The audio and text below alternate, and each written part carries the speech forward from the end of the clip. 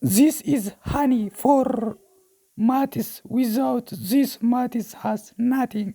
For this reason, you must be follow and see how to solve this problem, how to solve this value of x. Don't forget, brother. Let let I show you step by step. This 3x over 2 is equals to 9 under 1. There is 1 under 9 in imaginary. After that, we do cross because 3x times 1, 2 times 9 mean 18 over 3, both sides divided by 3. When we divided 18 divided by 3 is, we got 6.